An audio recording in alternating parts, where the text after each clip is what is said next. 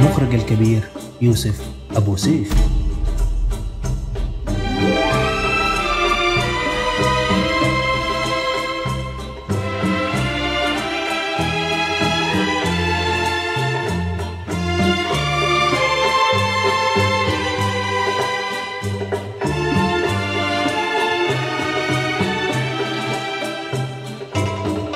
مخرج وكاتب سيناريو مصري من مواليد 2 إبريل 1950.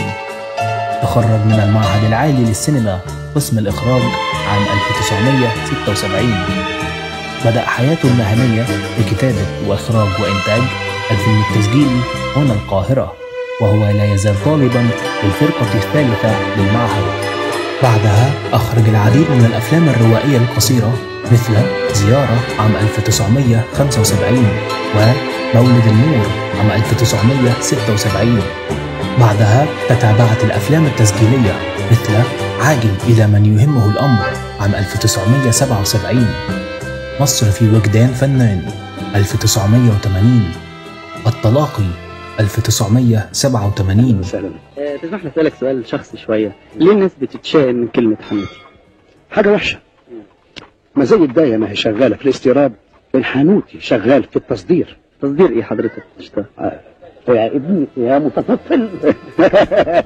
التصدير يعني سعادتك. كما أخرج العديد من السهرات التلفزيونية مثل الرهان القاتل 1991، حالة زواج 1993، أنين الأشجار 1994، وله أيضا عدة أفلام تلفزيونية مثل ولحظات الحب عام 2001، معتقل الحب عام 2002. الإنسان نفسه ما يعيش غير مرة واحدة.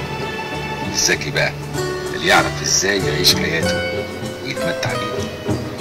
أبو خطوة، الأنثى والدبور، اللحظات التي اختفت، أم النور، امرأة متمردة، أيام الشر، باب شرق، عودة الهارب، لا تقتل الحب، وهزمتني امرأة، لما يعدي النهار، الضيف الصغير، الذئب، فلاح في بلاط صاحبة الجلالة، أهل القمة، بصمات الوهم، أولاد الغالي،